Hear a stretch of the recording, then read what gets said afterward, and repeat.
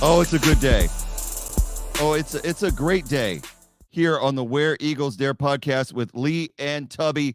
It is an amazing day, if I dare say so. It is Victory Monday as the Cowboys go down in defeat to our Birds, who are now 6-0. And like always, when the Eagles win for the sixth time this season, let the music play. Fly, Eagles, fly, on the road to victory. Fly, Eagles, fly, score a touchdown, 1, 2, 3. Hit 'em low, hit 'em high, and watch our Eagles fly. Fly, Eagles, fly, on the road to victory. E-A-G-L-E-S, Eagles! You heard that right, Eagle fans. It is true. The Eagles were victorious. It's not a dream, but I love what the Philadelphia Eagles website said. The Eagles turning dreams into nightmares, especially for the Dallas Cowboys, who went into this game with a ton of confidence. We them boys. You haven't played us yet, is what DeMarcus Ware said. He ain't played us. He ain't nothing. The Eagles haven't played nobody. Yeah, and that all came to a crashing halt. As a matter of fact, we'll get into the Cowboys' excuses and everything that they've been doing since they got beat down, but we'll get into that later. But the thing is that the Eagles should have won this game by more than 26-17. They left some points on the field that they could have had easily, and they didn't do it. But it's okay. You know, they dominated this game, let Dallas in a little bit at the end, but they dominated this game and won it. Eagles win 26-17 to take a stranglehold on the NFC East, 6-0. Dallas falls to 4-2. It is a wonderful day going into the bye week. Get a little bit. You cannot be happier at this point of the season than we are right now as Eagles fans. So what are you feeling right now, Tubby? Tell me. I'm happy, man. This is, because we beat them convincingly as well. I know it got a little weird at the end, but if you're a Cowboys fan, I think you walk away and say, all right, they got us in that game. They were the better team. If you're their coach, Mike McCarthy said, we've played the most productive team. This is the most productive team we've played all year.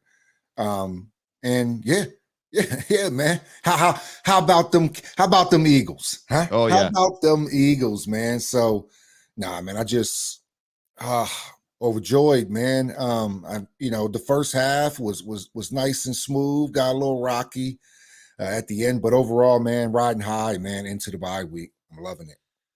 There's so much to unpack about the game. I'm not going to lie. The whole day was excruciating, but I had little signs of confidence because I left the house early in the morning. But my wife's birthday was Saturday, and she flew in late, so I didn't get a chance to get her like flowers and anything like that. So I ran out early to go get it. And what happens is I live in Dayton, Ohio. I'm in the Kroger, and all of a sudden here come walking down the aisle is another Eagles fan. That's always a good sign, in my opinion. Every time I've seen an Eagle fan on game day, the Eagles have won, and this was no different. And so we just stood there. I ended up standing there talking to him for 30 minutes. Don't even know the guy. Don't even know his name. We just stood there talking, and it was like a great, great sign. And then on top of all that, my wife surprised me with these. An early Christmas gift, Eagles Air Zoom Nikes. So sign number 2. I was feeling pretty good. The only thing I had to get through, those are beautiful shoes, ain't they? They look great, man. On too, man. They're awesome. Man. But so I'm stoked. I'm just ready for the game, chomping at the bit. And then by the time kickoff came around, I was a nervous wreck. And I know I texted you, I think about 5,000 times. I apologize. I was losing it. It was because my anxiety and nerves were just like here. And what I was doing was, number one, I was just trying to express everything that was going on in the play. I was also making notes for myself for the podcast so I could look back and go, oh, that's a BS call, or that's this and that. But yeah, it was pretty good. Right. Nah, man, I just, you know how when a friend is texting you during the game, you know how when we text often, sometimes I'm behind or sometimes you're ahead. So sometimes I don't know if it's a bad thing or a good thing. So I'm like, did something bad happen? Am I waiting for something? Is this about to be an interception? No, that was the first down. Is he talking about the first thing? Oh So it yeah. was just I didn't know if something bad had happened or if something good had happened. And I just was like, oh man, this is a lot, and it was Yeah, it just was too buzzing. I much. was just like, damn, I hope, what happened next, because typically, if one of us is ahead, we'll text maybe a little early, jump the gun if we don't know, the delay, and we'll be like, oh man, you're ahead of me. Oh, my bad, man. I'll slow down, because we're Eagles fans. We're right to it. We're fired up, and this is Dallas week. So I definitely get it, man. But it was stressful because I'm sitting there. My wife was like, "You're gonna sit at a 90-degree angle the whole game?"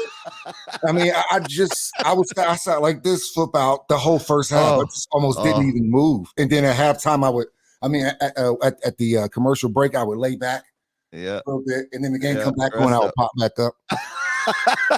I just, because this was my good luck stance because we were shutting them down, So I was just trying to zen, man, just trying to focus all my energy. It was crazy. Yeah, I was the same way. It was hard to deal with those kind of games. It felt like a playoff game. Yeah, the atmosphere, everything. It was because it was the gauntlet was thrown. It was like the Eagles. To me, I don't normally talk a lot of smack after a win. I really don't. I'm trying to stay humble about my team. I love my team. I'll talk after they win a championship. But this week was different because of the disrespect that the Eagles have been getting from Dallas fans and everyone. And so I've unleashed hell on everyone. It's funny you mentioned about the text though, because I have several friends I mentioned on the podcast before that are Cowboys fans. And I love my friends that are Cowboys fans. I don't judge. I mean, that's who they love. That's fine. Right. And a lot of them are from that area. But they do this thing where they will text me like reverse jinx text, where they will sit there and tell me that the Eagles are going to win because they're trying to put the hex on the Eagles. I know what's going on. We've done this. We do it to each other. So I had the first friend did it. He texted me and he was like, man, don't take it easy on us. Take it easy on us. And I went, all right, we're not doing this tonight. I am not answering any more text. By the way, your Cowboys are going to win. I'm out. And then I texted and I bailed. And the only text I had up was yours. I wouldn't look at anything. And my phone started blowing up when the Eagles started to win. It was like bing, bing, bing. So I could see like just 6, 7, 8, 9, 10. So they tried everything they could, but I wasn't going to look at. Now we know that doesn't make any difference, but it is what it is. You know what's crazy was it was everybody picking the Eagles, which I'm not used to, and it was really surprising to see all the prognosticators, just a few out there that didn't pick the Eagles, but everybody just kind of had this sense that this Eagles team is for real. The only people who didn't believe that were the Dallas fans who all they did was thump their chest about how they beat the Bengals and the Rams, the last year's Super Bowl teams. So I was kind of like, yeah, you guys are a little bit delusional on that. Even their former head coach, which I thought this was insane, said, you could pick the Eagles. You can go ahead and pick the Eagles, Jason Garrett, but you don't have to say fly Eagles fly. You don't. That's a bit much. Yes. If I'm a Cowboys fan, that's a bit much. Yeah. Because he played for the Cowboys as well. He was an actual quarterback for the Cowboys, if I'm not mistaken. Yeah. Right? Wasn't Garrett was an NFL player, right? Oh, yeah. Yeah. I believe. Yeah, he was quarterback. Yeah, he was a perennial backup, but yeah, he was. Yeah. Yeah. And fly Eagles fly. It doesn't.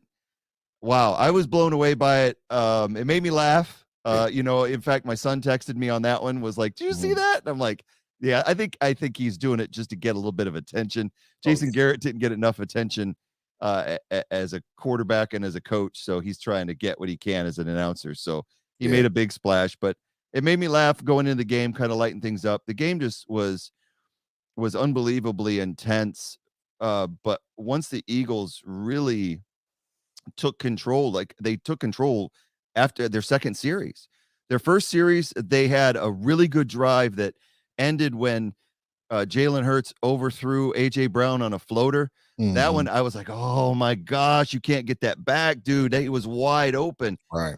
But then they got the possession on the second series, and it was just one of those methodical Eagle drives. And I have some stills from the game from that first quarter.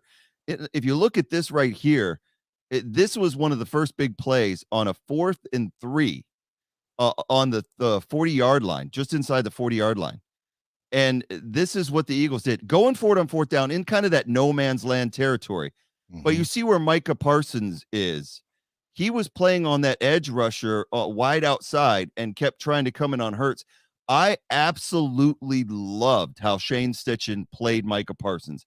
And they noticed it. Chris Collinsworth, as much as I don't like him, he noticed how they weren't trying to block Micah. They were letting him come in, and then he would go outside of where Micah was rushing in. They were playing him like you would an option play. Yeah. If he comes toward Hurts, you throw the pass. If he goes toward the receiver or the running back, you run it up the middle. And man, this right here was a huge first down to AJ Brown, kept the drive going. And then you get down. This was an amazing play right here that just really set the tone.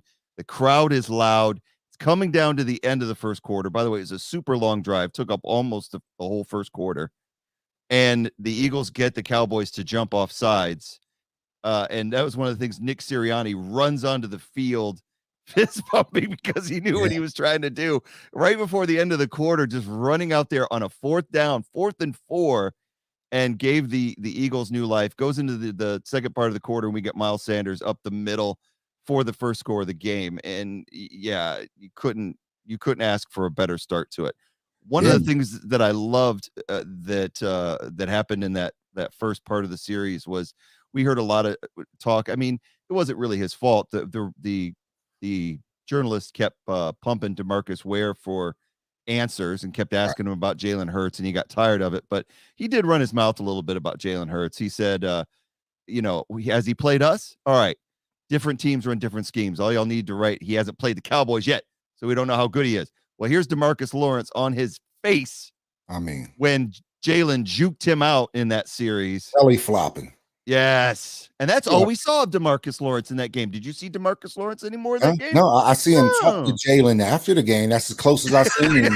Jalen was after the game when he gave him a hug. That was like, he probably said, "Hey, man, as close as I got to you all day, buddy."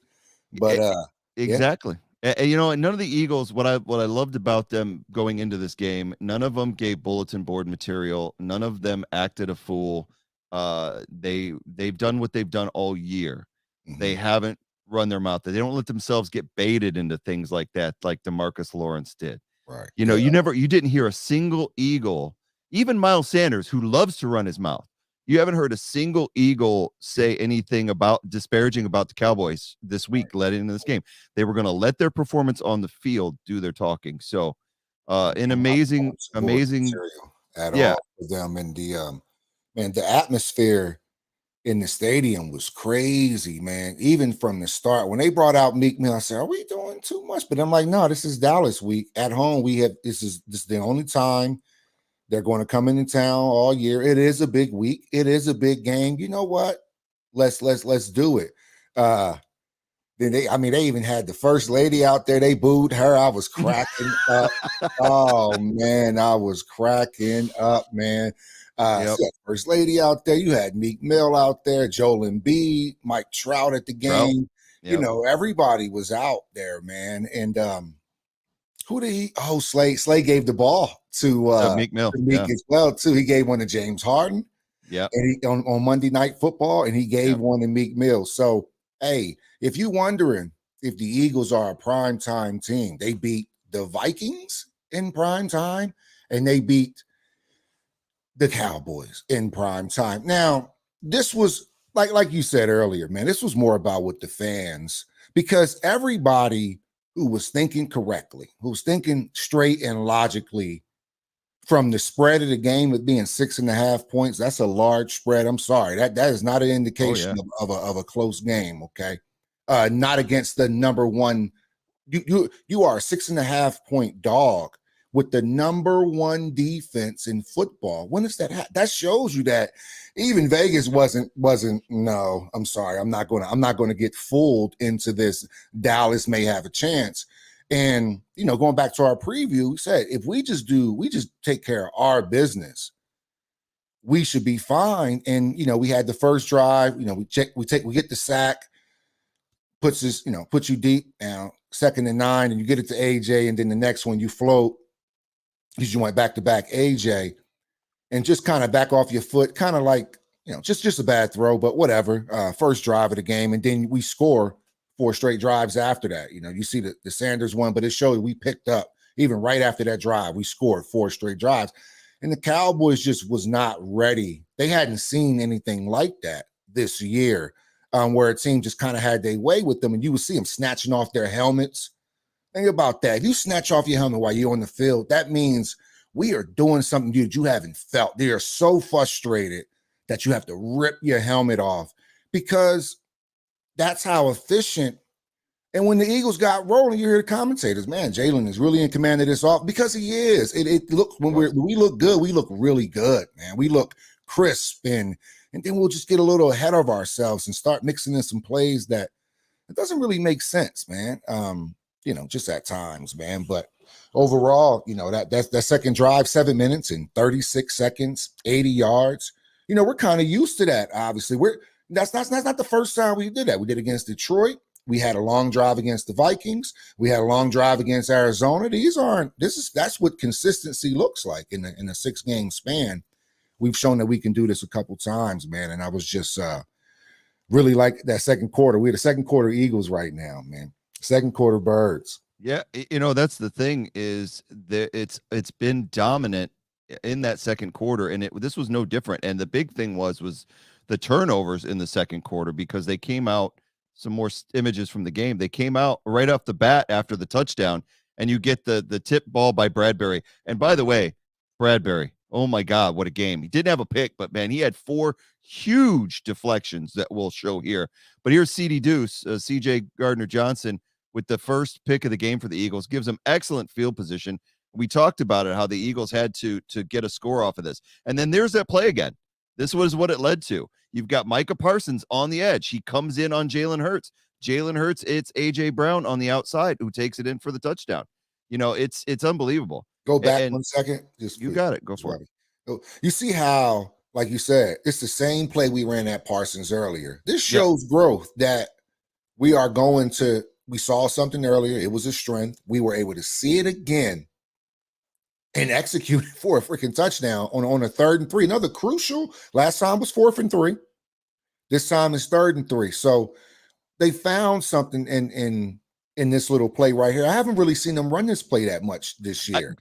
I think they did it just for Micah Parsons. I really do believe it. This is a play. And I wonder if it's his boomer bust style, like we talked about in the preview, where if you look at his stats, he doesn't get a lot of tackles, but either he gets sacks or he's very disruptive.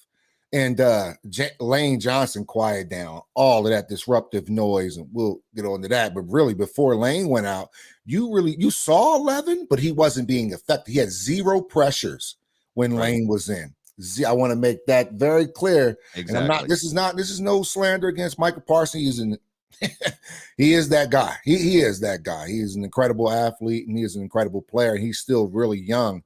Man, in year 8 or 9, he's going to be like Ray Lewis out there, man, just completely destroying offenses, man. But just to that point, man, getting it out in space, nice, cool. You still got to execute, and just how far Micah is down the field, because he's so used to just teeing off, and he has a team that's showing him something different. I just thought it was a well-executed play by the Birds, man. I agree. It was a game plan. I expected, like the Arizona game when they were dealing with the heavy blitz, to see a lot of screens, and we didn't see. I don't think we saw hardly any. We saw some flat passes, but we saw almost 0 screens to Goddard like they did heavy.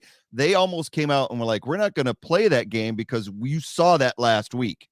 Good point. It's like this Eagles offense, and what Shane Steichen is doing is he is coming up with a game plan per the opponent, and I love to see it. Now, like we said, there's some lulls, and we'll get into the lulls a little bit later, but that first and second quarter, because honestly, even though they scored the touchdown at the beginning of the second quarter, they dominated that first quarter with that long drive to end the first quarter, get into the second, score, and then get the ball right back, score again. Now they're up 14-0. Dallas is in panic mode at this point, and you love to see that. This is a team that has only given up 1 touchdown, offensive touchdown per opponent this year, and now they've already given up 2, and it's only the second quarter. They're in panic mode, and they have that play where CeeDee Lamb reaches for the first down. Was it a first down? Probably. It was most likely. Yeah. But that's not the way the refs saw it, because his elbow came down as the ball was going, so they spotted it just a little bit back. One of the things that cracks me up, if you looked at the Cowboys social media, they put this out there to again, make excuses, because that's what Cowboys fans do. Plays that might get forgotten included the Cowboys jumping off sides early in the game, which is their fault. We talked about it. It's their fault. It was the Eagles did a great job to get him to jump offside, and a bad spot that led to questionable decision. This was on the Dallas Cowboys Twitter. But what I love about this, I saw this today regarding the CeeDee Lamb stretch and them whining about it. Look over to the right at a reply. This guy, Jose De La Rosa, writes, unacceptable. The NFL needs to come up with a plan where coaches can challenge plays, specifically where the ball is spotted. I propose a flag like the ones the refs have for penalties, but color red. Coaches can then throw it on the field when they want to challenge a call on the field. Exactly. They could have challenged the play if they were that upset about it, but Mike McCarthy rarely challenges. That is the most incredible point of it all, because I said the same thing to Ish. I said, you know, and then you go to the you know, we can still stay right on that tweet right there, because it falls right into it. When they had the block in the back, that's what I told my wife. I said, see, here's the difference, and here's the difference between these two situations. Dallas Cowboys could have challenged that play, challenged the spot. They would have reviewed it, and they would have had the first down and would have carried on. We were robbed in this block. He said, like the block in the back. That was horrible. Yeah. We were robbed. You go from a 1st and 10 down the field to about a 2nd and 25. Mm-hmm. That is not the same. Cooper Rush has proven that he does not like to be in those type of downs or distance. Okay, he wanted dink and dunk. They found they found something in our, and we'll talk about the second half here, but as far as like just looking at this, man, they could have challenged it. You only need to be mad at Mike McCarthy here. Is it a bad call? Of course it's a bad call. Do bad calls happen in the game? Hello, like the block in the back? Yes, bad calls happen throughout the game. But you guys were in way more control of your unfortune than we were. Right. Yeah, definitely. You know, it's like the Noah Brown touchdown in the third quarter that they called touchdown, which clearly you could see him from a mile away that he was not in bounds. But thankfully, we have a thing called replay, and it showed that he was out of bounds, and thankfully that was overturned. But there was 2 things on here that just that boggled my mind by the Cowboys was they don't get the spot, they don't challenge it, then they rush out to run a 4th down play, and they run Cooper Rush on a bootleg instead of running Pollard or Zeke, and you get this play right here where Bradbury again comes up with an amazing tip, and now it's fourth down. You're out on downs, and the Eagles get the ball deep in Cowboys territory again, and they're living in there in this first half, which is insane. You know, they should have had a touchdown on this drive. They made a bad play. This is a still from the play that resulted on 3rd and 6, where they faked the run to Gainwell, and then Hurts was backed up, and the rush came in and got him. He had to dump the play off, and it just didn't go anywhere. So they ended up settling for a 51-yard, which coming up clutch again after being injured. Oh yeah. Just for him to come in after Dicker did what he did in Arizona. And then we get Jake back, and he was solid money. I mean, everybody is contributing on this team. And you know when it's going up like that and you're up 17 to zip, things are definitely go your way. And then what else went our way? Dallas gets the ball back, 5 minutes left in the second quarter, and he throws the ball. Basically, he's going for Gallup, but he throws it right to Slay. Slay is in front of his man. It's a bad ball. And Rush throws it right to Slay, who ends up getting the ball. And there was another chance we could have had points off of this drive. Mm-hmm. And the thing that really upset me, so we're going to talk about bad calls and everything like that.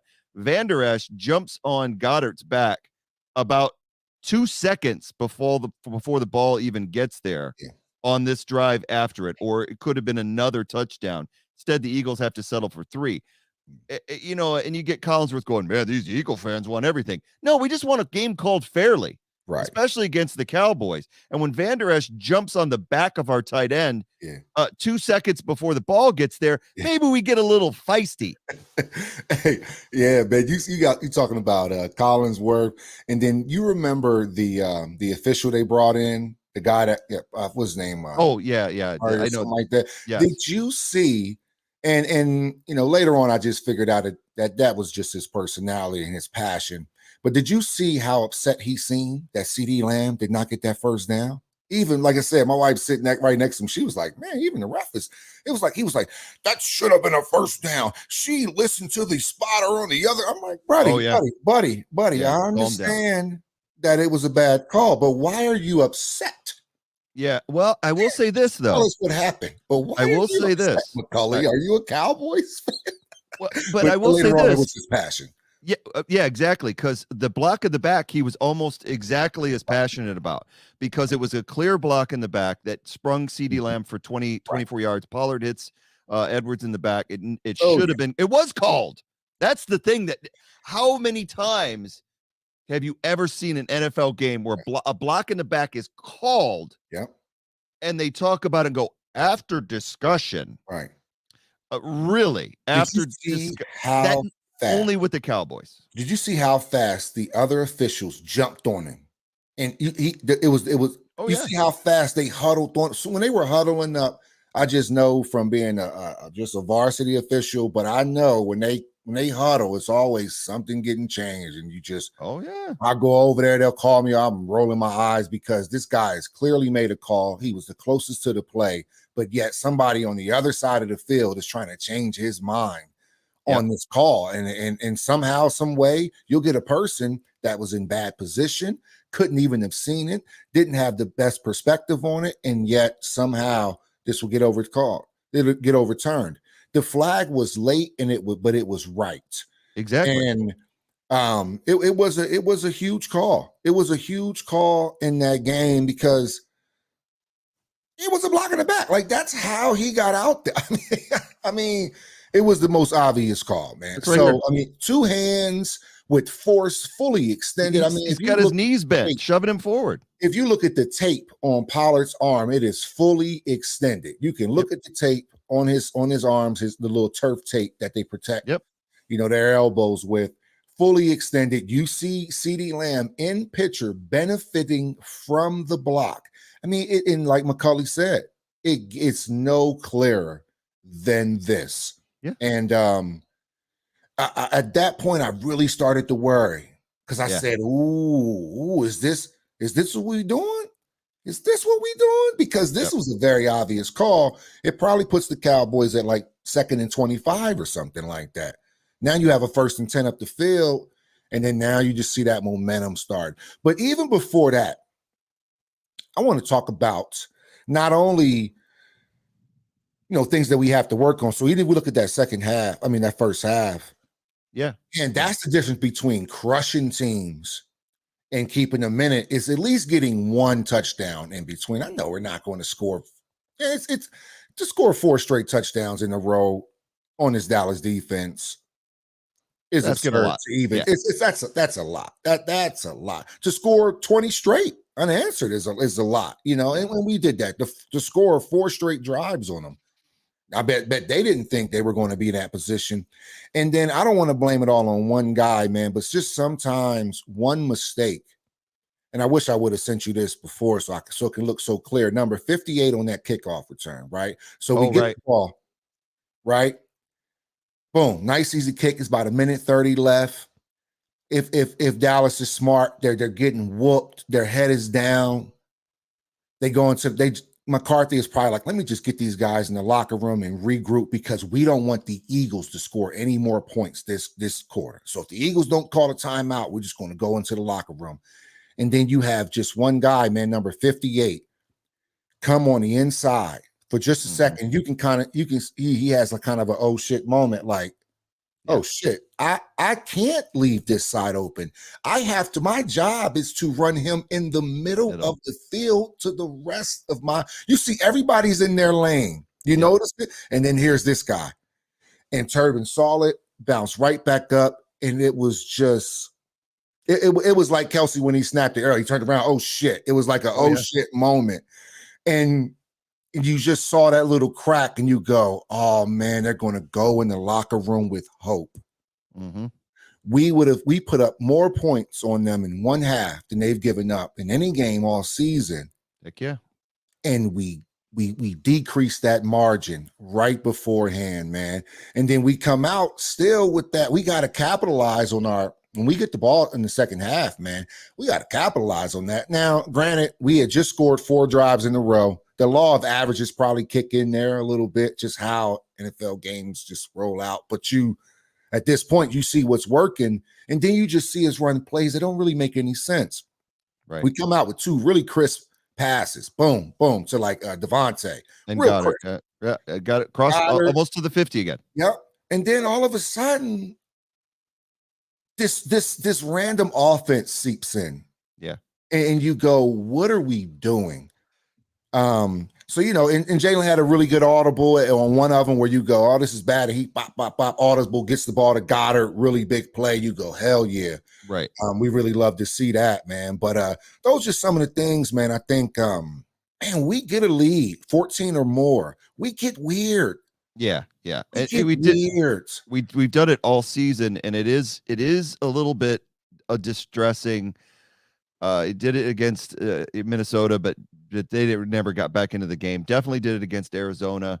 Did it against Jacksonville. It is one of those things where we're dominant, and then we just kind of abandon it. I do want to touch on that drive right before the half, because that was where the Noah Brown bad call was made. It could have been a touchdown. He did not get both feet down. His butt was out of bounds. But then the play after that was on Bradbury, and the play after that, again, James Bradbury with this tip that was going into the end zone. Gallup is there. If he doesn't make this sky tip, that's a touchdown, and we go in 27. This, to me, was one of the biggest plays of the game. It stands out to me. His play in general, it stands out to me. With having Bradbury and Slay, it's an embarrassment of riches having them at corner. And we talked about starting out in the second half. What sucked, and I pointed this out to Cowboy fan, and they don't tend to want to believe in that because that doesn't fit their narrative. We had CD Deuce, our safety, who'd already picked off an interception, had been playing out of his head at the safety position.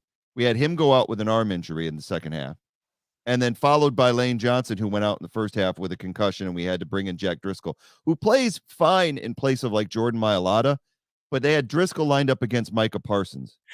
And in the start of that second half, to me, what devastated the Eagles was they started out having a good drive, and then Parsons was teeing off on Driscoll.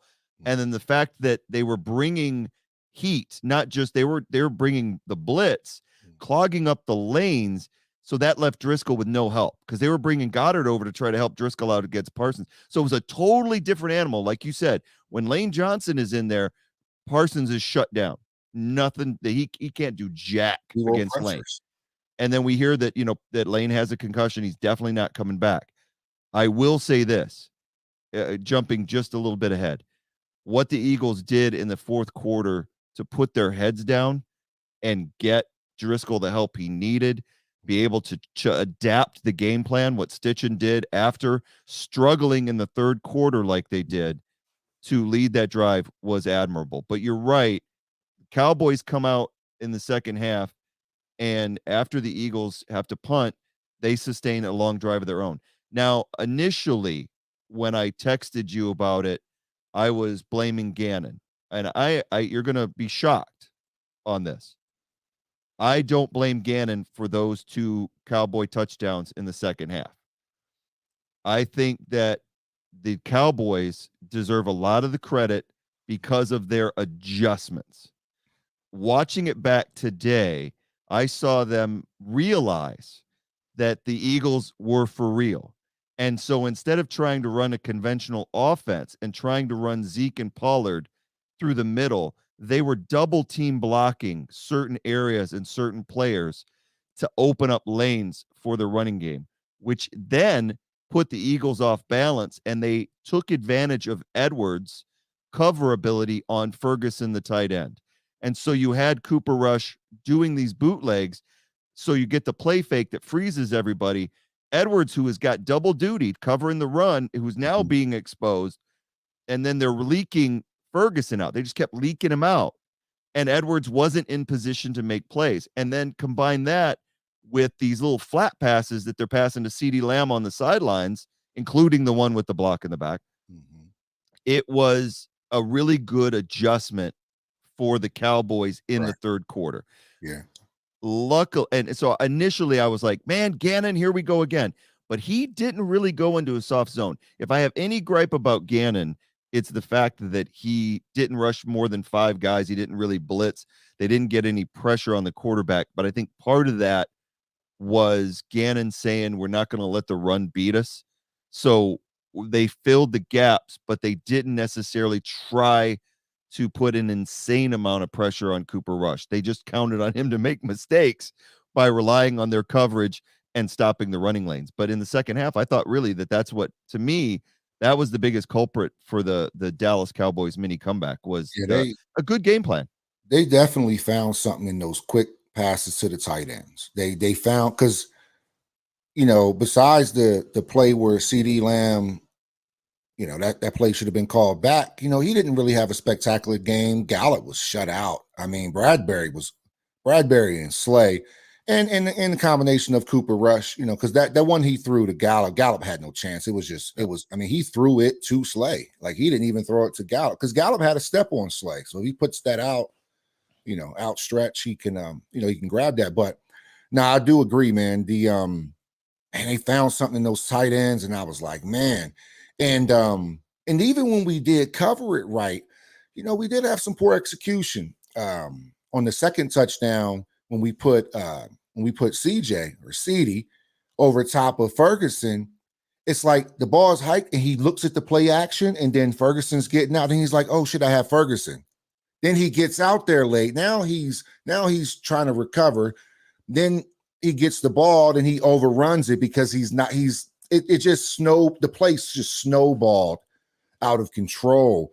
All because he's just looking in the backfield when it's like, bro, you literally came down and adjust because you have Ferguson. Why would you then let Ferguson run and you're still looking in the backfield? Yeah, exactly. So there's execution as well too. And I thought, like, man, if you're out there and that's Cooper Rush's first read, you can pick that ball off, or he now has to check down to somebody else and look back across the field. But it's just small things like that, like him coming down. He knows that you're man. Like Cooper Rush, once you come down and line right up, they go, okay, he's man. Or you're at least aligned man. And then you don't even cover your guy and you're backtracking your oh shit. And then the Eagles' poor tackling as well, I thought we tackled really poorly. I thought we tried to strip every pass, man. Instead of, it's like we were tackling the ball, not the player. Right. Yeah. I mean, we just got so overconfident. Yeah. Where we just felt like we kept doing this thing where we would just strip the ball and then they would get like another 3 or 4 yards, like petty yards, but they would just add up where you go, man, how come he didn't make that tackle? And you see the replay, you see him just trying to go for the strip instead of the hit, instead of lowering that boom. I think when they watch a lot of tape over the week, I think because this is about the third game I really questioned our tackling. We didn't tackle well last week against Arizona when they started coming back.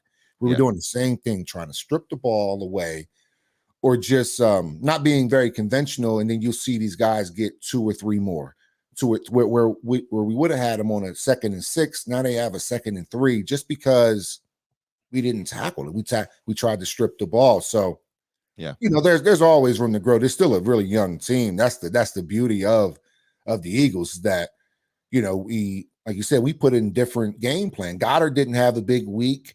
And we still, played really well, man. Hey, did you think on that, on the extra point, why didn't we quarterback sneak it? Why did we go in the shotgun? What do you think about that play? I mean, 1 yard's been working for us all year. I've got them all. This is a special week, so I've got a still for just about everything. Tell me about this. I thought that when we got the penalty, of course, that was Trayvon Diggs who lost his cool. Again, you love to see it when, like you were talking about, that the Cowboys are frustrated. They're trying to get back in this game. They got it to within 3, and then we get the play to Devontae Smith, which I also have. The play to Devontae Smith, which was a thing of beauty. I thought this play, before I talk about the 2-pointer, I thought this drive was amazing. Another 7-minute drive to close to get the game down to 7 minutes left in it. It was needed. They had to get the lead back, but there was so many good plays on this drive. Hurts being able to run up the middle. He'd been trying to run around the end on these draw plays, and then he realized that the Cowboys were vacating the middle of the field, and the outside was going to be hard to run. He figured it was all about adjustments. Right. And so Jalen started to take advantage of that and started to run up the middle rather than around the end. And when he figured that out, he started getting those first downs. Gainwell, and I slag on Gainwell a lot. He had 2 big runs on this drive that led to first downs. And then they had another one of those rugby scrums. There was a stat that when I watched the game back that said that the Eagles, I think, were 17 of 19 on 3rd and 1 and 4th and 1 this year because of those drives. Third one. Yeah, best in the league in that percentage. And this play here that led to the 2-pointer, if they don't get the penalty to Diggs, then they probably kick the extra point and go up 27-17, because why would you go for 2 unless it's on the 1? But this was brilliant, because up to this point, what Jalen Hurts had been doing was rolling out and then either running it or passing in the flat. This time, they knew they were getting, because the Cowboys were cheating up, and they were trying to cover the flat guy as well. And they left Devontae wide open. Jalen knew it. Devontae knew it. Gets behind the defense and scores. So huge to do that. And to go up right here, go up 11 would have been enormous. And you're dominating these plays. I agree with you. I think anytime you have to take the time to hand the ball off at the goal line, if you're going to run it up the middle, you are sacrificing valuable time that allows the defense to get penetration and stuff you. I think the Eagles, we've been talking about all year, the scrum is the way to go. And I think after this, the only good thing to come of this is that they'll have to learn from this. They have to realize, oh, wait, we're not going to do that crap again. We're going to go back to Old Faithful. Right. Because that was I think they I don't know if it was Collinsworth, but they had the it's like a proper rugby term for it. Scrum. Right, the scrum, but it was a particularly when you push a player forward. Like I understand like the scrum, but it's called like a wag or something like that. I think it mentioned it. It's called like a wag when a person grabs another player and moves them forward. But yeah, you have the scrum. I got you on that part. But the yeah, it's called like a wag, like when a person pushes a person, something. Gotcha. Yeah, like yeah. But yeah, man, it was extremely. This is a clutch drive. I mean, this is when you're looking for what's new about your quarterback, or what is he? What can he do? Better now than before. And it's another. 75 yards, 7 minutes, 34. But the adjustments that you mentioned were the key. We had those injuries, so we go, all right, let's slow the game down and run the ball. Because no matter who we had in last year, because we had our injuries as well, we were still able to run the ball really well. Like I said, the 3rd and 4 where Jalen, scrambles and gets 5. That was ultra clutch, man. And then, I cringe when Gainwell's in there on 3rd and 4, but he picked up 5, got it to the Dallas 40. Ultra clutch. Then on the 1st and 10, he hits it from another 6 yards and gives us a super manageable 2nd down, and then Jalen takes it for 3, and then boom, Hurts again for the, get that 1st down and he resets. We just had them off balance because they're like, damn, man. And we're just churning and leaning on them and taking a lot of their free runners out of there, man. Parsons, where he can't tee off now. Now we almost put him out the game because he's not going to make the interior tackle because he's just looking for the sack, really. He's looking for the sack or the drop back. He did make that good play where he disguised the rush and then dropped back and covered Goddard. I thought that was really good coverage. So glad it wasn't a pick there. Oh yeah. But that was really good coverage. He read that really well. But we've proven that we can win in another way where Goddard didn't have a monster game, and now it was, because we've been going to the tight ends a lot. Now Goddard was just, he played a different role, and we had our Batmans out there, with each a touchdown. And Jalen doesn't have any rushing touchdowns this game. He got 2 passing touchdowns. So we just proven that right now, when we need a drive, a sustainable drive, no matter what has happened before, we somehow have put together these drives when we've needed them this year. Yeah. On multiple occasions. Last week, we drove down and our kicker made ours and their kicker didn't make theirs. It's not our problem. Exactly. Ask Alabama if the ball just goes in for you. It don't just go in. You got to put it in. You have to put it in. You can't estimate points. You have to get the point. Yep. That's how it goes. So yeah, man, I just I just wish that we just only problem with that, man, just sneak it in for one. It's been working. Yep. It worked on that long one where it was like, I think it was like 4th down. I was like, dang, we going for that's a long one. It was like 1.5 yards. Because remember, Jalen didn't want to stick his nose in there. Jalen could have got the first when he slid and they marked him. I thought they marked him a little. Yeah. They usually mark it where you start to slide. And so that's where you've really got to go. You either got to sell out or risk getting hurt, or you do slide. And then we just get the first one to sneak right after. And I'm just like, dang, man, like, come on, Jalen, this crunch time, just stick your head in there. But I go back and forth with that because you don't want to lose them either off of some freak play. Carson Wentz stuck his head in there and he lost his ACL. Oh, yeah. Even a concussion at this point could be deadly because of the way things are going with the concussion rules. 100%. Tua was fine to play this week, but they still didn't play him because the Dolphins are terrified of putting him back on the field. And the thing is I liked what Sirianni said after the game regarding everything because of the points they left on the field. Because let's be honest with you, they had to settle for 2 field goals. One of them, though, was the Van Der Esch penalty could have easily been another touchdown. They left some points on the field. They left a 2-point conversion on the field. So any Cowboys fans who think that this game was close, you're fooling yourself. You really are. Because the game wasn't close. But even Sirianni said, we haven't played our best game yet. And he's right. They've played some amazing games. But this game could have easily been 41-7. I agree. Easily. And they just got to get used to putting teams away. You're right. Coming out at half and their game plan in the third quarter. Granted, we didn't have Lane Johnson. They have to stop the mistakes. And there's so many things that the Eagles could have done better. For example, here, the Cowboys get the ball back toward the end of the game. Now the Eagles are up 26-17. Remember this guy, the strip sack guy, Brandon Graham, back in the game. Strip sack Brady in the Super Bowl, basically sealing it for the Eagles. Here he comes after Cooper Rush. I love this play here because it was the best pressure the Eagles got all game. And he just whips it up there. And then we get, CJ coming in with the pick. But I love this. Friggin' Cooper Rush gets up and tries to get a penalty for getting under the chin. Really, dude? You knew that wasn't roughing. You knew it wasn't roughing. And this is Brendan Graham's tweet about it, where he's like, roughing where? There's no roughing there. You can see it. It is a clean hit. He's in the chest.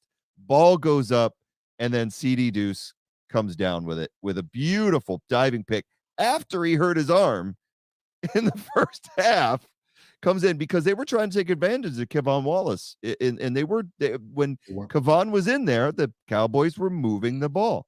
Now, the disappointing thing with this possession is when the Eagles got the ball back, we had the problem here. This still is where Kelsey shoots the ball into Jalen Hurts' leg. But you look at where they're at right there. They're in field goal range before this happens on a 3rd and 7. They get any positive yards. This is another 3 points. So let's just add it up. Let's not even talk about the 2 touchdowns. Add 2 points for the conversion if they just go in with the rugby scrum. So then it's 28. You add 3 more here. It's 31-17. Easy. And that's not even counting if you want to add on the Van Der Esch interference where the Eagles would have had a first down deep in Dallas territory that could have led to a touchdown. It could have been 38. So, they did leave some points on the field. Look at this coverage. Even if you look at that coverage, Yeah. Dallas is playing soft. Like you said, we get any Oh yeah. 3-4 yards there. But first, I didn't know who it was on. But when you see the replay and you see Kelsey jump up and turn around, he knew.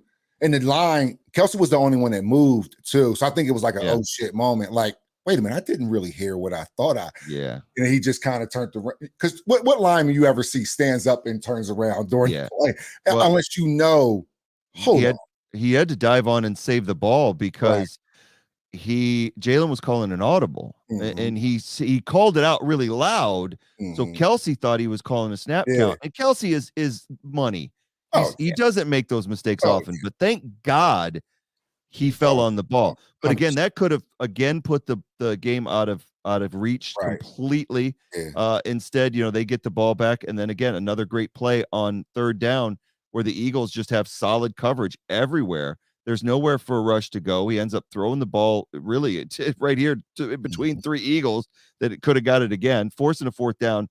And then they go for a 59-yard field goal that is wide right. Can't really see it on this film, but it is wide right. Trust me. And the Eagles basically come away with the victory. There was one other thing that happened at the end of it that kind of ticked me off, and that was this moment here where Kelsey was, we're trying to run out the clock, to finish the game off. And Kelsey ends up, just in a pile, just in a pig pile. And he gets body slammed for it, or gets, kind of friggin' stone cold friggin' power bombed, or whatever you want to call it, into the ground. Ridiculous. And that started a pretty big fight. And it also set Nick Sirianni off, which I thought. So the benefit about this happening was Nick losing his mind after this happened, because it was no call for it. And you saw what he said, right? He said the game's over or something like that. He was that game's over. F you. Get him out of here or something like get him out of the game. Yeah. Now, the best part about this picture is Fletcher Cox in the background going, damn. I think that he starts talking to him, and Sirianni turns around, and Collinsworth, he's like, Big Fletcher Cox is telling him, "You're not fighting nobody. Shut up." You know what was funny though? If you watched at the end of the game, when they got onto the field, Jalen Hurts is going around talking to people. Sirianni's still getting to people's faces, complaining about their behavior, and then Jalen Hurts was the peacemaker, going, "Oh, wait up." It goes over and gets in between Diggs, because Sirianni had something to say to Diggs.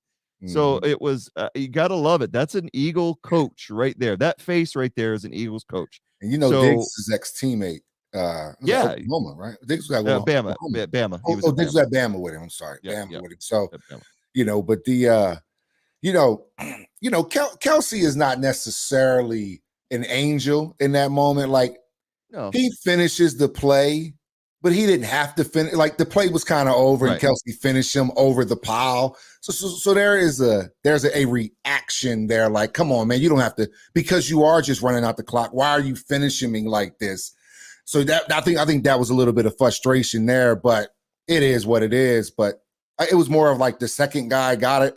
It's not like this guy just freaked out for no reason and tackled Kelsey. Kelsey finished the play, and when you finish a lineman over top of the lineman, like he pushed him over the lineman, and Kelsey's probably so small, he's probably just and you're losing.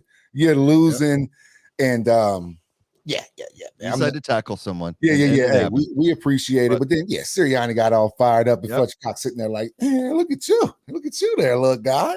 But what I loved the most, man, was Sirianni's walking off. How about them Eagles? Oh, yeah, definitely. How about them Eagles, man? So definitely, yeah. He is fired up. This whole team is fired up. The city is buzzing right now, with the Phillies beating the defending World Series champions, the Braves. Just the spirit is just crazy out there, man. It's just crazy.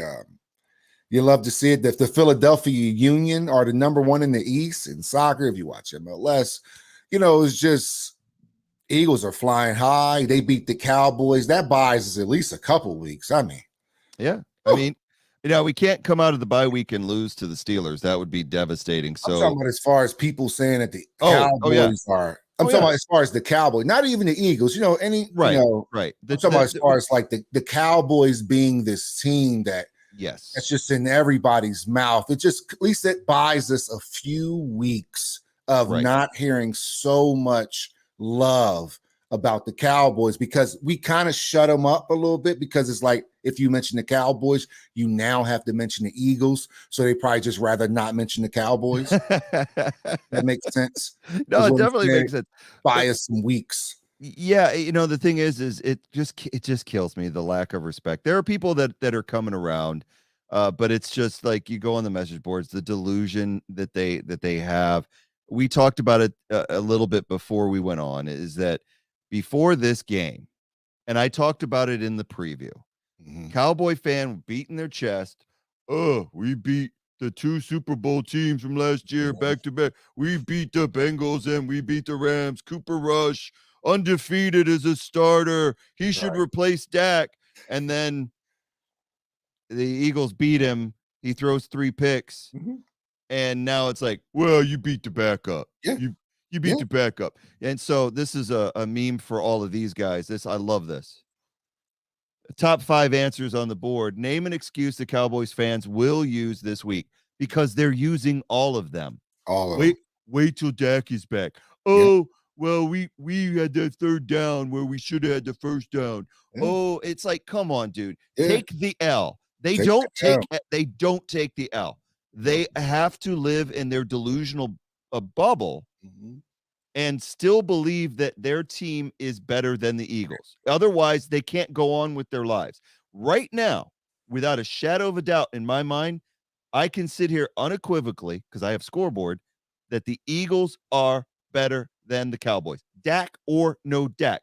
Because this is the same group of Cowboys fans that were throwing stuff at Dak, booing Dak when he lost to the Tampa Bay Buccaneers, who lost to the Green Bay Packers, who lost to the Minnesota Vikings, who the Eagles throttled. Right. So you lost to a Tampa Bay team that's not even really that good, Cowboy fan, and you're booing your starter, and now you think this guy's going to come in and save you because Chris Collinsworth says it's going to be so, because he's the one who started that crap at the end of the game. Well, the Cowboys made this a game, so just wait till they get Dak back. Oh, the Dak that was getting friggin' blown off the ball by the Tampa Bay Buccaneers. Okay, good luck with that. Now, granted, they do have an easy schedule. They've got the Lions and the Bears coming up, so they should win those games. Right. Unless the Lions just go off like they did when we played them and just score a ton of points. But the Lions' defense is horrendous. But the Lions are coming off a bye, so that's not out of the woods. Anything could happen there.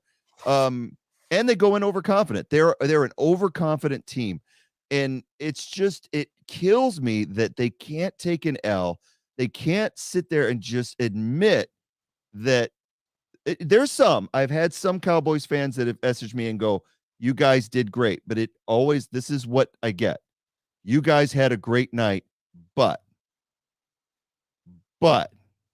all right, you guys had the number 1 ranked defense. You have Micah Parsons, Trayvon Diggs, DeMarcus Ware, Van Der Esch, anybody else you want to throw in there. Yeah. And the Eagles stared you in the face and did not flinch.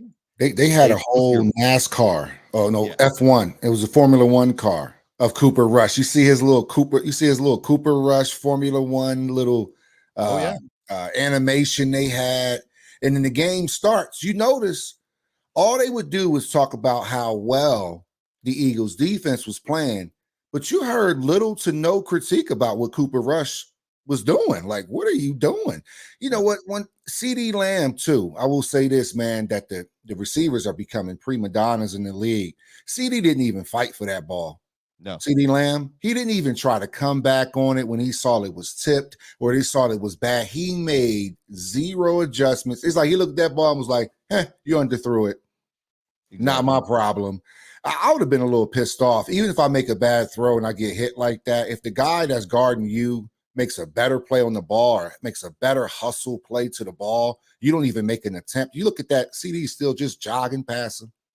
Like, it's almost like he didn't even expect him to get there. So, like a little more effort too, man. But I did like, one thing we didn't mention, AJ Brown, had a really good game overall too. Nice catches. Devontae Smith still at it again. One thing I will say that concerns me about the offense going forward, we already know the defense is most of the time it's the soft coverages, and our inability at times to get to the quarterback. Now that Carson Wentz 9 sacks makes our stats look inflated if we don't start getting there a little bit more. Right. Plays that are not to Dallas Goedert and basically I want to see Watkins and Pascal get more involved into the game. Long story short, I feel like these guys are just out there blocking. I don't understand why there aren't plays to Watkins. I don't understand why there aren't plays to Pascal. I also don't understand, like in big moments when it was second down and you see all the Batmans on the bench because we're in this big coverage. And I'm like, why is it crunch time and A.J. Brown, Devontae Smith is on the bench? Anyway, I'll talk about that in the preview or something like that. But those are just some of the things going forward. I'm like, man, after a while, teams are going to start to, let's say we make the playoffs, teams are going to look at all of those games and start to just see all the coverages. Then we're going to be forced to go to these guys, as an emergency when we should be working them in right now. So I want to see Pascal get the ball more. I want to see more plays to Watson as well, too. I want to see some sort of second game where we didn't even take a shot down the field, it seems like.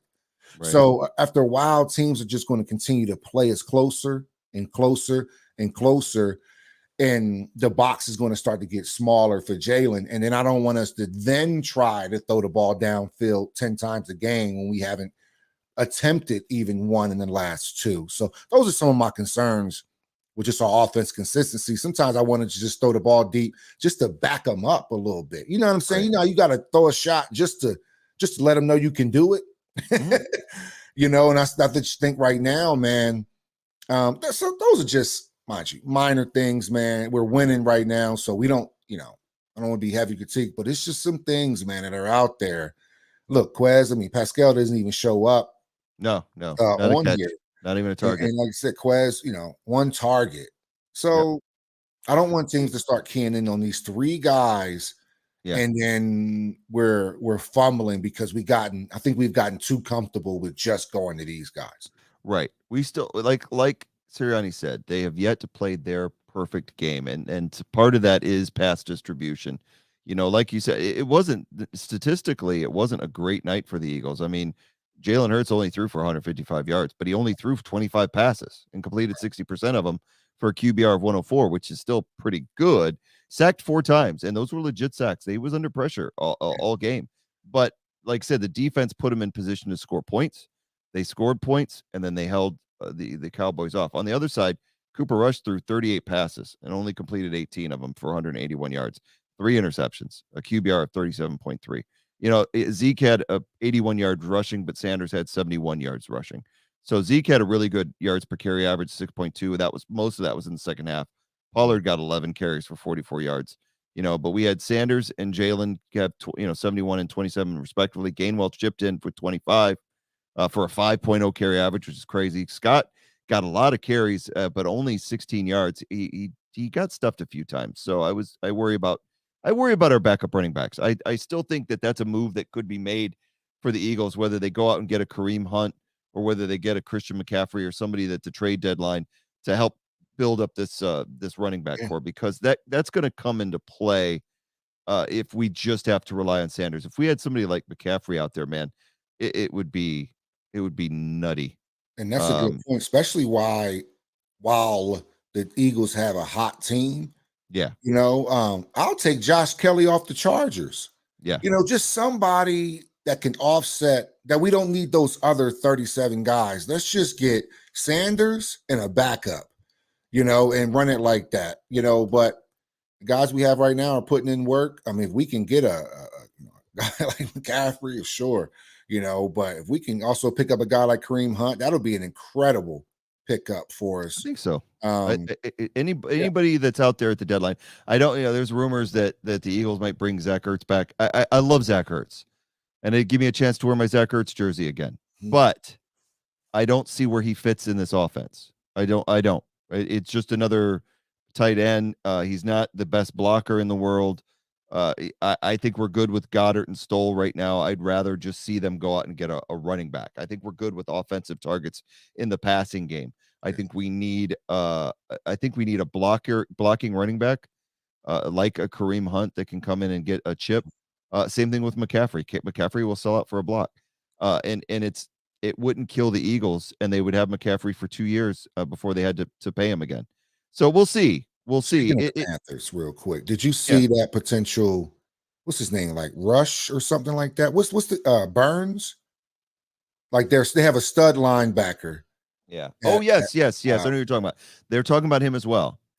Yeah, they had to have this stud linebacker, man, Pro Bowler. I think he missed 1 year due to like COVID or something like that, or he didn't want to play one season. But 6'5", 6'4" guy, absolute stud out there at Carolina. It's a lot of rumors around him potentially coming to the Eagles as well too. And he was a first-round draft pick.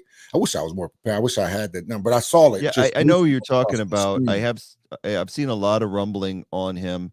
I think that I do believe that just like with 2017, Howie is gonna make a move, and it's gonna happen fairly soon. To be able to bring somebody like he did when he brought Jay Ajayi in as that final piece. And we brought Jay Ajayi in, and we still had LeGarrette Blount, and it made sense. Yeah. And those two combined for an amazing season on the ground. And I think that Miles will accept that. It may mean his end in Philadelphia after this season, but it is what it is. It's a business. But right now, the goal for this team legitimately, and we can say it right now, I'm not saying they're going to win a championship, but the goal of this team legitimately is to win a championship and to win every single game they play. So right now, like we said, they're on a bye week, but there's a sign that came up, said 5-0, we want Dallas. And the Sunday Night Football Twitter said, do you really want Dallas? Oh, by the way, I replied to that today. It said, yes, we did. Yes, we really did.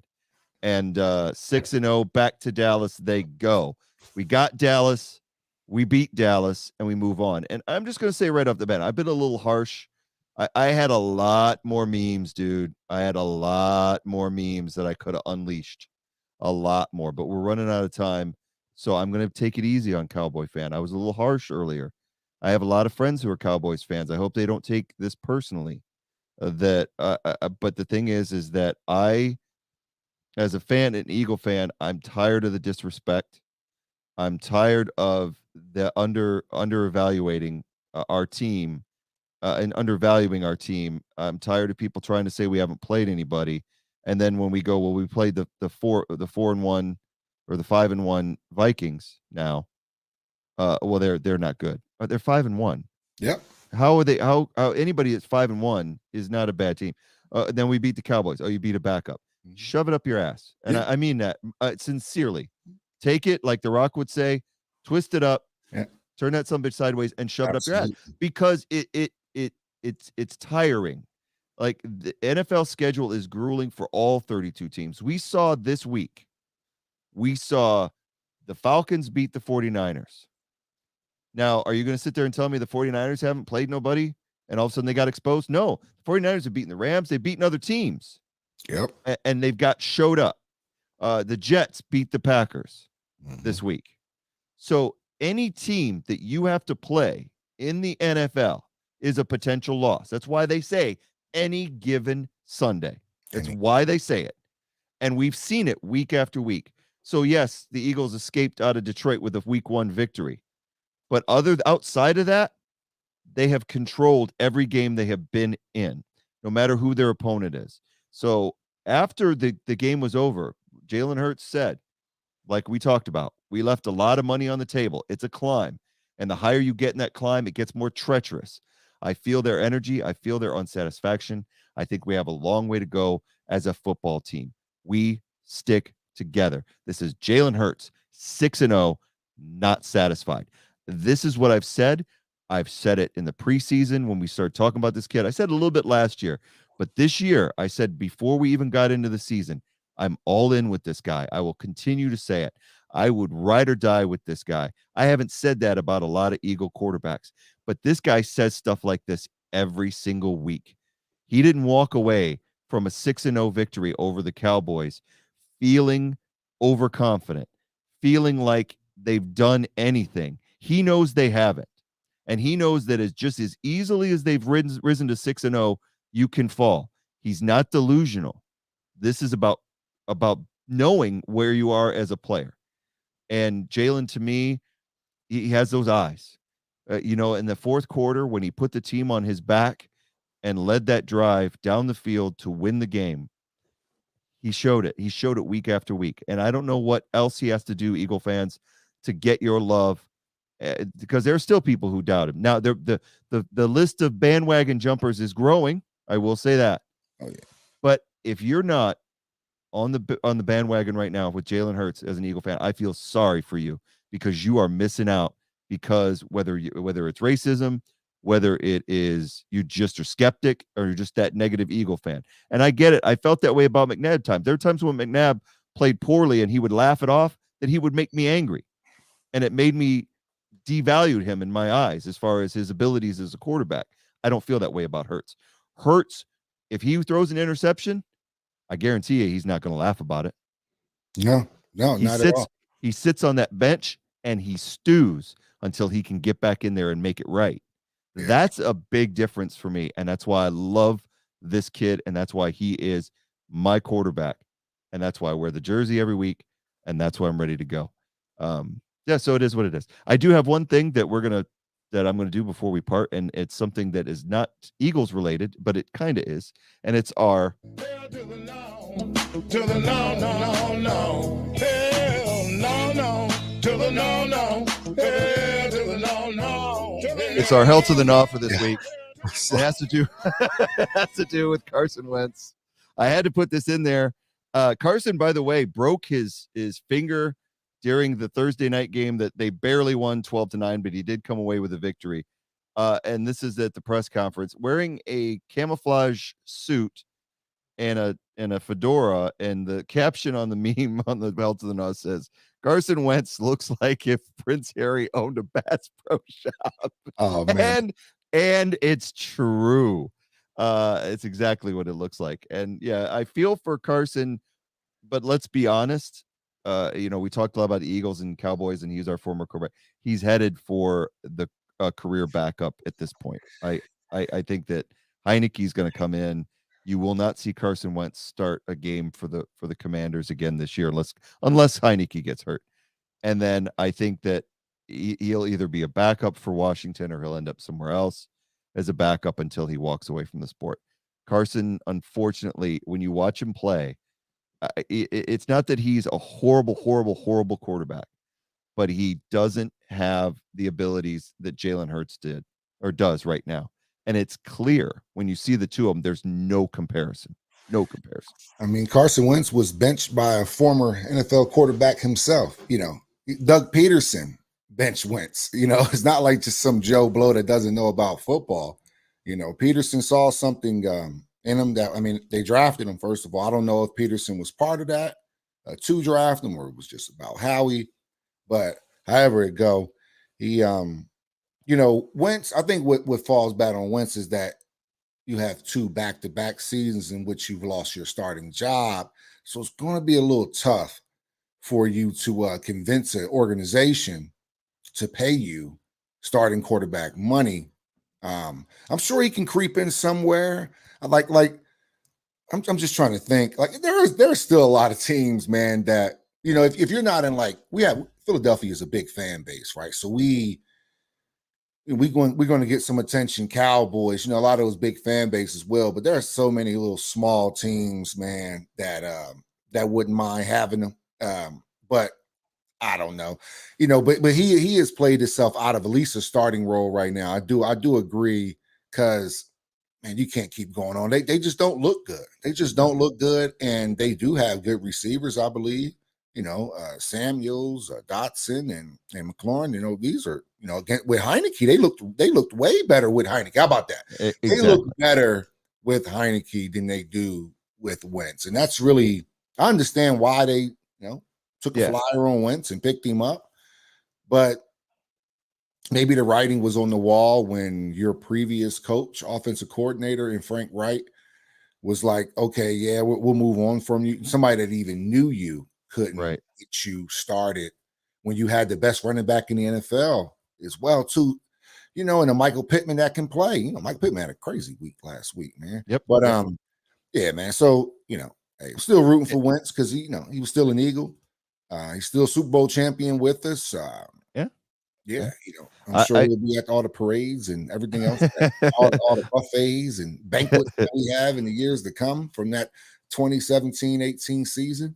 Yeah, but maybe. Right now, you're right, man. I think it's going to be a tough comeback for him to get a starting job in the NFL right now. I do think Heineke will play better, in subbing for Wentz, unfortunately, because we got to play them in a few weeks in a Sunday night game. So that's either Thursday night or Sunday night we got coming up. But that's not what we've got coming up right now. Right now we're heading into a bye week, so we get to have a little bit of stress. But before we go tonight, there's one last thing I want to poke at Dallas fans before we depart. And this is a video that is on a TikTok. It's actually from a couple of years ago. But it just, I saw it this week and I'm like, it has to be a part of the show from Chris Paul, the comedian, Redskins comedian, formerly the Redskins comedian. That's what's mentioned in here, but it applies to everyone who knows a Cowboy fan in their life. And this is what we're going to go out with today. Hi, this is Chris Paul from Redskins Late Night, and this is DeAndre. DeAndre was born and raised right here in Washington, D.C., and he's lived here his entire life. He has a good job, a great wife, and 4 beautiful children. But a dark cloud is hanging over DeAndre's life. And like 99% of Cowboys fans in our area, DeAndre suffers from a condition known as NBD. Never been to Dallas. People with NBD represent a team from a city that they've never even set foot in. And like most Cowboys fans, DeAndre can't even locate Dallas, Texas on a map. Looking at Africa. Like all the others, DeAndre first became a Dallas Cowboys fan, thinking it would get him the attention he was missing at home. He thought that if he was loud and ignorant, people would love him. But like all the others, DeAndre was wrong. When they grow up, they realize their tragic mistake and the results are devastating. But Skins fans, we can help. Donate today to the Take Your Punk Ass to Dallas Fund. We're busing hundreds of Cowboys fans out of the D.C. area every week, and we won't rest until they've all been safely relocated to Dallas, Texas. If you know somebody with NBD, and we all do, please help. Go to takeyourpunkass2dallas.com and make your tax-deductible donation of 50 cents or more. Redskins fans, let's work together and wipe out NBD forever. Give to the Take Your Punk Ass to Dallas Fund. Remember, the mind of a cowboy is a terrible waste. That is brilliant stuff. It is good stuff, man. Oh, you gotta love it. That's a great way to go out. Hell yeah. We know that the Eagles have to play the Cowboys in December, Christmas Eve, as a matter of fact. Another big game. But that's a long ways away. A lot can happen between now and then. We don't know what's going to happen. But we do know that right now the Eagles are the kings of the East, and they're the kings of the NFL at 6-0. You can debate who is the best team, Yep. but you can't debate who has the best record. Facts. And that is the Eagles. So with that being said, we're going to go on a break ourselves because the Eagles are on a bye. We're going to go on vacation. We're going to enjoy this week of not having to stress about the team. Man. So there'll be no preview because there's no game to preview. There'll be no recap because there's no game to recap. So it'll be a little break for us. But we will be back next week, midweek, to preview the upcoming game against the Steelers, which is their game coming out of the bye. So make sure you join us with that. We want to say thank you to everybody who's joined us tonight on the live stream, whether that was on YouTube, Facebook Live, or Twitch. If you like what you saw and you thought it was funny, go ahead and subscribe, and you'll get notified every time we go live. We also want to thank all of our regular listeners on our podcast platforms, whether that's Amazon Music, Apple Podcasts, Spotify, Podcaster, Castro, and so many others. If you want to email us or let us know or find out where we're at or where we can broadcast for you, you can email us at our email address, which is lee.bird, B-Y-R-D, eaglesdare@gmail.com. Eagles win, Dallas week. We get a break and get to enjoy being 6-0. And so with all that being said, I'm going to turn it over to Tubby for his final words. Thanks for everybody stopping by to Where It Was There, that podcast for Dallas week in particular. And 6-0, taking the week off, much deserved. recharge, come back, get ready for these Steelers. With that being said, fly, Eagles, fly. And go Birds. Dallas sucks. See y'all.